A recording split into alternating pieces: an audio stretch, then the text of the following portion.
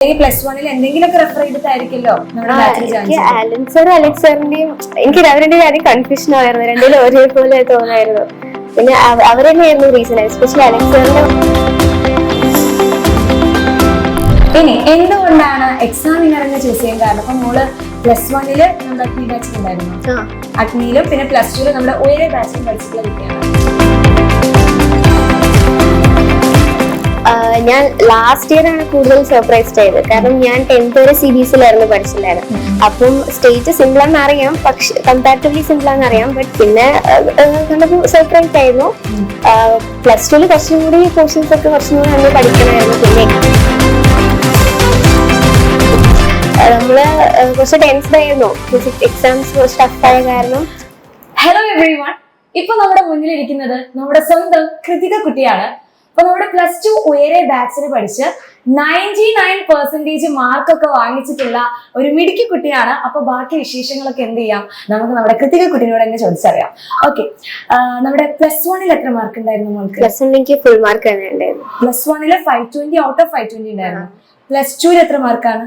Plus ടുലേക്ക് 1189. 1189 അല്ലേ? അപ്പൊ ബാക്കി എവിടെ പോയത്? ബാക്കി എനിക്ക് ഇംഗ്ലീഷിലാണ് കുറച്ച് ഒരു 6 മാർക്സോളം പോയത്. പിന്നെ ഫിസിക്സില് ഒരു 2-3 മാർക്സോളം പോയിട്ടുണ്ട്. ഓക്കെ, എന്ത് വന്നാലും നല്ലൊരു മാർക്കാണ് മോള് സ്കോർ ചെയ്തിട്ടുള്ളത്. ഇത്രയും മാർക്ക് എക്സ്പെക്ട് ചെയ്തിട്ടുണ്ടായിരുന്നു? ഞാൻ ലാസ്റ്റ് ഇയർ ആണ് കൂടുതൽ സർപ്രൈസ്ഡ് ആയത്. കാരണം ഞാൻ 10th വരെ CBSE പഠിച്ചിട്ടുണ്ടായിരുന്നു. അപ്പം സ്റ്റേറ്റ് സിമ്പിൾ ആണെന്ന് അറിയാം, പക്ഷെ കമ്പാരിറ്റീവ്ലി സിമ്പിൾ ആണെന്ന് അറിയാം. ബട്ട് പ്ലസ് വണ്ണിൽ കുറച്ചും കൂടി എക്സാംസും കുറച്ച് സിമ്പിൾ ആയിരുന്നു. അപ്പം അത് ഒട്ടും എക്സ്പെക്ട് ചെയ്തിട്ടുണ്ടായിരുന്നില്ല.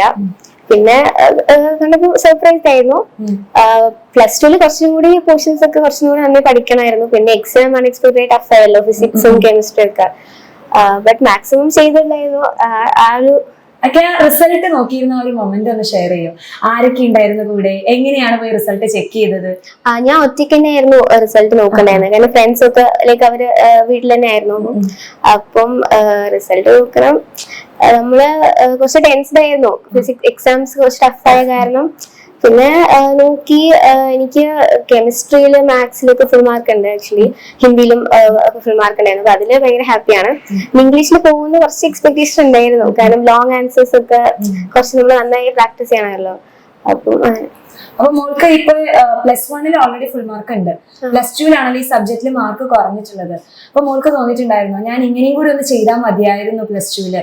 അങ്ങനെ തോന്നിയിട്ടുണ്ടായിരുന്നു? ഇല്ല, പ്ലസ് ടുവിൽ ആക്ച്വലി PYQ അനുസരിച്ച് മാക്സിമം ചെയ്തിട്ടുണ്ടായിരുന്നു.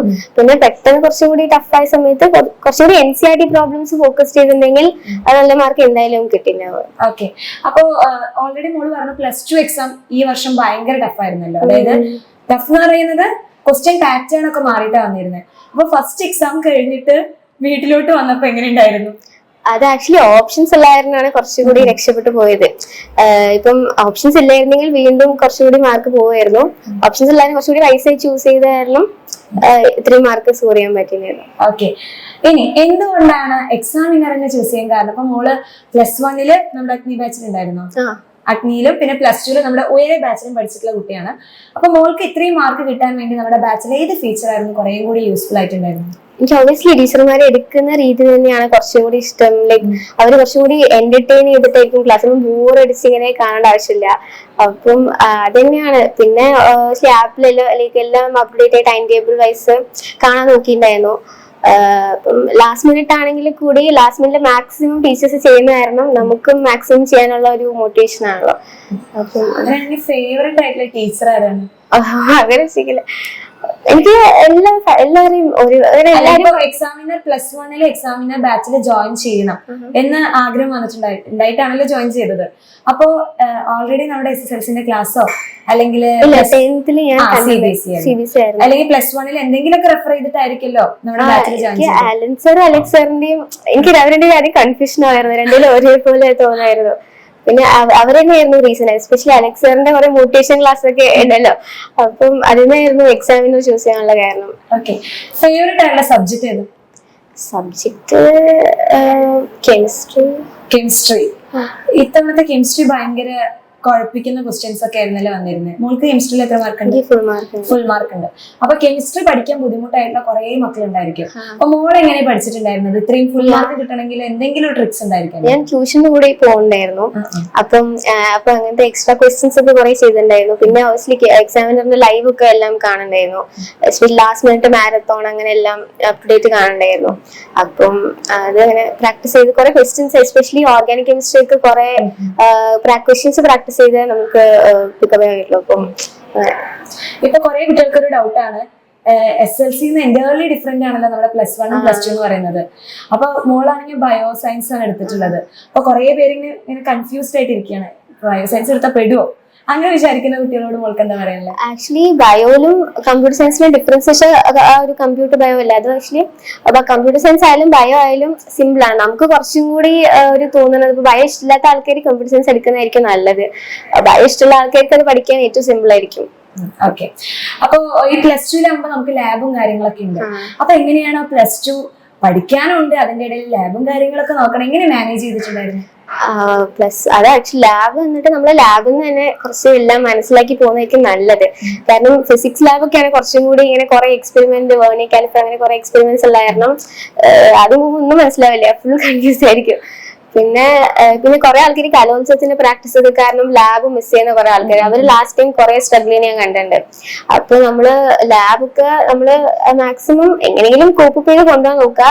പക്ഷെ നമ്മുടെ പോർഷൻസ് വിടാണ്ടിരിക്കുക, ആ ഒരു ലെവലിൽ തന്നെ കൊണ്ടുപോയി കഴിഞ്ഞാൽ നമുക്ക് ഹെൽപ്ഫുൾ ആവും ലാസ്റ്റ്. ഓക്കെ. ഇപ്പൊ നമ്മള് കോൺസെപ്റ്റ് മനസ്സിലാക്കി പഠിക്കാന്ന് പറയുന്നത്, ഇപ്പൊ മോൾ എങ്ങനെ പഠിച്ചിട്ടുണ്ടായിരുന്നേ? എനിക്ക് കോൺസെപ്റ്റ്ലി പഠിക്കാൻ തന്നെയാണ് ഇഷ്ടം. അപ്പൊ ഈ ഷോർട്ട് നോട്ടും കാര്യങ്ങളൊക്കെ ഉണ്ടാക്കുമായിരുന്നു? എസ്പെഷ്യലി ഫിസിക്സും ബയോ അതൊക്കെ എനിക്ക് ഹാൻഡ് റിട്ടൺ നോട്ട്സ് ആണ് കുറച്ചും കൂടി പ്രിഫറൻസ്. ബയോ NCERT റീഡ് ചെയ്യും, ബട്ട് സ്റ്റിൽ ഹാൻഡ് റിട്ടൺ ടീച്ചറിന്റെ അർച്ചന മിസ്സിന്റെ ഒക്കെ ആ ഒരു ഹാൻഡ് റിട്ടൺ ഡയഗ്രാംസ് ഒക്കെ ഭയങ്കര ഇഷ്ടമാണ് എനിക്ക്. അപ്പൊ ഇത് ഷോർട്ട് നോട്ട്സ് ഉണ്ടാക്കുന്നതല്ലാതെ റിവൈസ് ചെയ്യണം നമ്മൾ അപ്ഡേറ്റ് ആയിട്ട്, അപ്പോഴേ അത് ഹെൽപ്ഫുൾ ആവുള്ളൂ. ഓക്കെ.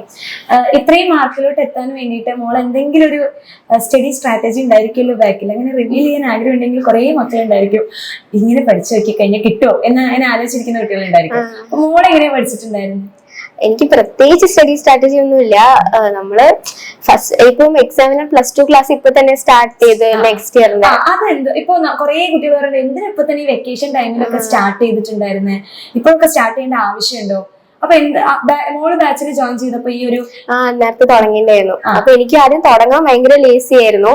പിന്നെ നമ്മൾ ആക്ച്വലി കുറെ പോർഷൻസ് ഉണ്ട്. അപ്പൊ നമ്മള് സ്റ്റാർട്ടിങ് തന്നെ കുറച്ചെങ്കിലും ഭയങ്കര എഫേർട്ട് ഇട്ട് പഠിച്ചില്ലെങ്കിലും കുറച്ചെങ്കിലും പഠിച്ചു തുടങ്ങി കഴിഞ്ഞാൽ പിന്നെ റിവൈസ് ചെയ്യുമ്പോൾ എസ്പെഷ്യലി ടീച്ചർ ഒന്നും കൂടെ ക്ലാസ്സിൽ സ്കൂളിൽ പോയി എടുക്കുന്ന സമയത്ത് നമുക്ക് ഒന്നുകൂടി റിവൈസ് ആവുമല്ലോ. അപ്പൊ ഭയങ്കര ഹെൽപ്ഫുൾ ആയിരിക്കും അത്. ഓക്കെ. അപ്പൊ മുന്നേ തുടങ്ങിയത് കൊണ്ട് മോൾ കൂടുതൽ പ്രോബ്ലംസ് ഒക്കെ ചെയ്യാനുള്ള, ഫിസിക്സ് ഒക്കെ ആണെങ്കിൽ കൂടുതൽ പ്രോബ്ലംസ് ചെയ്യാനുള്ള സമയം ആദ്യം കോൺസെപ്റ്റ് മനസ്സിലാക്കിയാലേ പ്രോബ്ലംസിലേക്ക് കോൺസെൻട്രേറ്റ് ചെയ്യാൻ പറ്റും. അപ്പൊ നിങ്ങൾ ഇങ്ങനെ ആലോചിച്ചിട്ടുണ്ടായിരിക്കും ആ സ്റ്റഡി സ്ട്രാറ്റജി ഇതുവരെ പറഞ്ഞിട്ടില്ല അല്ലെ? എന്തായിരുന്നു ഇത്രയും മാർക്ക് കിട്ടാൻ വേണ്ടി? അല്ല, പ്രത്യേകിച്ച് പ്ലാൻ ചെയ്യായിരുന്നു, അതായത് ഇന്ന ദിവസം ഞാൻ എസ്പെഷ്യലി എക്സാമിന്റെ സമയത്ത് അറ്റ്ലീസ്റ്റ് മിഡ് ടേം ഒക്കെ എക്സാമിനൊക്കെ നമ്മൾ നന്നായി പഠിച്ചിട്ട് പോയി കഴിഞ്ഞാൽ ലാസ്റ്റ് എക്സാമിന് എന്തായാലും നല്ല മാർക്ക് കിട്ടും. ചില ആൾക്കാർ ക്രിസ്മസ് എക്സാം, എന്റെ കുറെ ഫ്രണ്ട്സ് ക്രിസ്മസ് എക്സാമിനൊക്കെ ആയിരിക്കും ബുക്ക് തുറക്കണ്ടാവുക. അപ്പൊ അങ്ങനെയാണെങ്കിൽ ഭയങ്കര സ്ട്രഗിൾ ചെയ്യേണ്ടി വരും. അപ്പൊ നമ്മള് മറ്റേ മിഡ് ടേം എക്സാം അതൊക്കെ കുറച്ചെങ്കിലും നോക്കിയിട്ട് പോയി കഴിഞ്ഞാൽ അവസാനം ആകുമ്പോഴേക്കും സെറ്റ് ആക്കാൻ പറ്റും. ഇപ്പൊ +1 ആണോ നല്ലത് +2 ആണോ നല്ലത് എന്ന് പറഞ്ഞ മോളെ ഏതാ ചൂസ് ചെയ്യാം? +1 തന്നെ പറയുള്ളൂ. +1. പക്ഷെ +1 നമുക്ക് കുറെ കാര്യങ്ങൾ പഠിക്കാല്ലേ, ഇപ്പൊ കുറെ ചാപ്റ്റേഴ്സ്. പക്ഷെ +2 എത്തുമ്പോൾ ചാപ്റ്റേഴ്സിന് എണ്ണം കുറയുന്നുണ്ട്. പക്ഷെ അപ്പൊ എന്താണ് മോള് +1? പക്ഷെ ലാബ് റെക്കോർഡ് അങ്ങനത്തെ റെക്കോർഡ് പിന്നെയും വെക്കേഷൻ ഒക്കെ ആയിരിക്കും തരും. പക്ഷെ ലാബ് ഉള്ള കാരണം അത് ഭയങ്കര ഡിഫറൻസ് ഉണ്ടാവും. ലൈക് +1 നമുക്ക് എസ്പെഷ്യലി ലാബ് എക്സാംസ് ഒക്കെ ജനുവരി ഫെബ്രുവരി നമ്മൾ ഒട്ടും ഫ്രീ ആയിരിക്കില്ല. പിന്നെ +2 നമ്മൾ റെക്കോർഡൊക്കെ സബ്മിറ്റ് ചെയ്യേണ്ടി വരും. അപ്പൊ അതിന്റെ തിരക്കിലൊക്കെ നമുക്ക് +1 പഠിക്കാൻ കൂടുതൽ ടൈം കിട്ടാം. പിന്നെ ഈ ടൈം എന്ന് പറഞ്ഞപ്പോൾ ഓർത്തത്, ഇപ്പൊ ഈ എക്സാമിന് കുറെ കുട്ടികൾക്കുള്ള പ്രശ്നം ടൈം മാനേജ് ചെയ്ത് എഴുതാൻ പറ്റാത്തൊരു ബുദ്ധിമുട്ടാണ്. ഇപ്പൊ ലാംഗ്വേജ് സബ്ജക്ട് ആയി കഴിഞ്ഞാലും ടൈം കിട്ടുന്നില്ല. അപ്പൊ മോളെങ്ങനെ ടൈം മാനേജ് ചെയ്തിട്ടുണ്ട്? എനിക്ക് എസ്പെഷ്യലി ഇംഗ്ലീഷില് CBSE പഠിക്കുന്ന സമയത്ത് ലൈക് ഒരുപാട് നമുക്ക് എഴുതേണ്ട ആവശ്യമില്ല.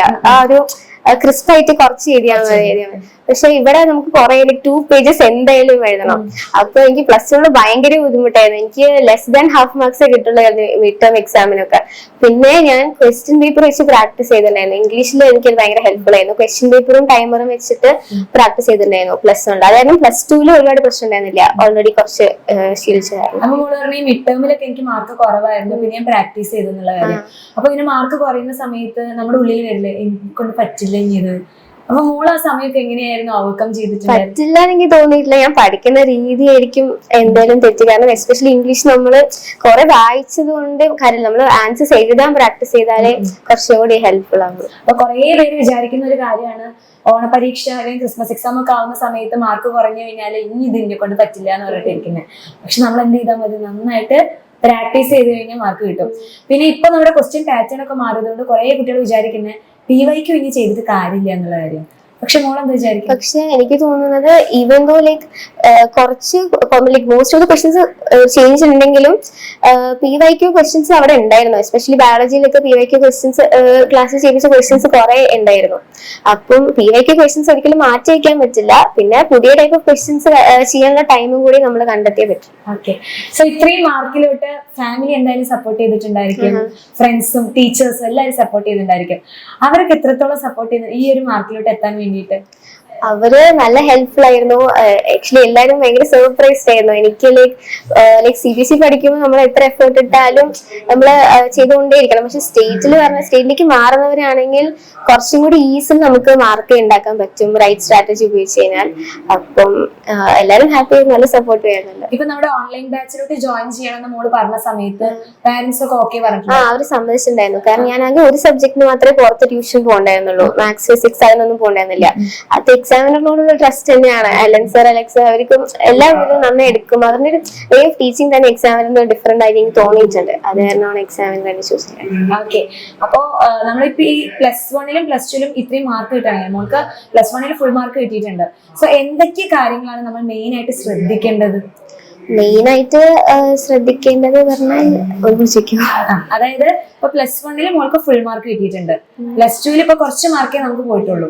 അപ്പോ ഇപ്പൊ +1ലോട്ട് എത്തിയിട്ടുള്ള കുട്ടികൾ ഇന്ന കാര്യങ്ങളൊക്കെ ശ്രദ്ധിക്കണം. ഇതൊക്കെ ശ്രദ്ധിക്കാതെ ഇരുന്ന് കഴിഞ്ഞാൽ നമുക്ക് മാർക്ക് എന്തായാലും കിട്ടില്ല. അങ്ങനെ എന്തൊക്കെ കാര്യങ്ങളാണ് അവർ ശ്രദ്ധിക്കേണ്ടത്? മെയിൻ ആയിട്ട് നമ്മള് ഇപ്പം PYQല് റിപ്പീറ്റ് ചെയ്യുന്ന ചില സെറ്റ് ഓഫ് ക്വസ്റ്റ്യൻസ് ഉണ്ട്. അത് എല്ലാ വർഷവും അവർ എങ്ങനെയെങ്കിലും ആ ക്വസ്റ്റ്യൻ ചോദിക്കാറുണ്ട്. അപ്പൊ നമ്മൾ ആദ്യം എക്സാമിനറിൽ പഠിക്കുമ്പോൾ ആദ്യം നമ്മൾ കോൺസെപ്റ്റ് പഠിച്ചു കഴിഞ്ഞാൽ അതിന് റിലേറ്റഡ് ആയിട്ടുള്ള ഈ ഇമ്പോർട്ടന്റ് ക്വസ്റ്റ്യൻസ് ആണ് ആദ്യമേ ചെയ്യിപ്പിക്കുന്നത്. അപ്പൊ നമുക്ക് ആ ലെവലിൽ പഠിച്ചു കഴിഞ്ഞാൽ ഒബ്വിയസ്ലി ഇങ്ങനത്തെ എക്സാംസ് ഒക്കെ എന്തായാലും ക്രാക്ക് ചെയ്യാൻ പറ്റും. ഇതിപ്പോ പെട്ടെന്ന് ഈ ഇയർ നമ്മൾ അൺഎക്സ്പെക്ടഡ് ടഫായ കാരണമാണ് എല്ലാവർക്കും മാർക്ക് കുറച്ച് കമ്മിയായത്. ഇനിയിപ്പോ നമുക്ക് സെറ്റ് ആക്കാൻ പറ്റും. ഓക്കെ, ഇനിയിപ്പോ എല്ലാരും ചോദിക്കുന്നത് പോലെ +2 കഴിഞ്ഞാല് അടുത്തത് എന്താ പ്ലാൻ? ഞാനിപ്പോ കറന്റ്ലി കീം റാങ്ക് ലിസ്റ്റിന്റെ വെയിറ്റിംഗിലാണ്. അപ്പം അതിനുശേഷം നോക്കിയിട്ട് എക്സ്പെക്ട് ചെയ്യുന്നുണ്ടോ? എക്സ്പെക്ട് ചെയ്യേണ്ട ചോദിച്ചാൽ അത്ര എക്സ്പെക്ടേഷൻ ഇല്ല. എക്സ്പെക്ടേഷൻ വെക്കാതിരിക്കുന്നതാണ് നല്ലത്. ഓക്കെ, അപ്പൊ എന്തായാലും എഞ്ചിനീയറിംഗ് ഫീൽഡ് അങ്ങോട്ട് പോകാനാണ്. അതെന്തുകൊണ്ടാ പോയി? എന്തുകൊണ്ടാ വെച്ചാൽ എനിക്ക് സ്പേസ് റിലേറ്റഡ് കാര്യങ്ങൾ ഭയങ്കര ഇഷ്ടം, ഭയങ്കര ഫൗണ്ടാണ്. അപ്പൊ അങ്ങനെ ഒരു ഫീൽഡിലേക്ക് പോകാൻ തന്നെയാണ്. ഓക്കെ, അപ്പൊ എന്തായാലും മോള് ആഗ്രഹിച്ച പോലെ തന്നെ നല്ലൊരു ഫ്യൂച്ചർ ഉണ്ടാവട്ടെ. നല്ല രീതിയിൽ തന്നെ നമ്മളോട് അല്ലെ കുറെ കാര്യങ്ങൾ നിങ്ങൾക്ക് യൂസ്ഫുൾ ആയിട്ടുള്ള കുറെ കാര്യങ്ങൾ ഇപ്പൊ മോള് തന്നിട്ടുണ്ട്. ടൈം മാനേജ് ചെയ്യേണ്ട കാര്യങ്ങൾ എന്തൊക്കെയാണ് ശ്രദ്ധിക്കേണ്ടത്. പിന്നെ ലാസ്റ്റ് ഒരു ക്വസ്റ്റ്യൻ, ഈ സബ്ജക്റ്റ് ഇല്ലെങ്കിൽ ഒന്നും കൂടി നല്ലതായിരുന്നു എന്ന് തോന്നിയിട്ടുള്ളത് ഏതാ? അങ്ങനെ ചോദിച്ചാ +2ല് മാത്സ് ആ തോന്നിയത്. ഇന്റഗ്രേഷൻ അങ്ങനെ കുറെ ഉള്ള കാരണം. പക്ഷെ മാത്സിന് ഫുൾ മാർക്ക് ഇല്ലേ? ഉണ്ടല്ലേ? അതെങ്ങനെ? ഇപ്പൊ എന്തായാലും നിർത്തുന്നില്ല, ഒരു ചെറിയ ചോദ്യം കൂടി.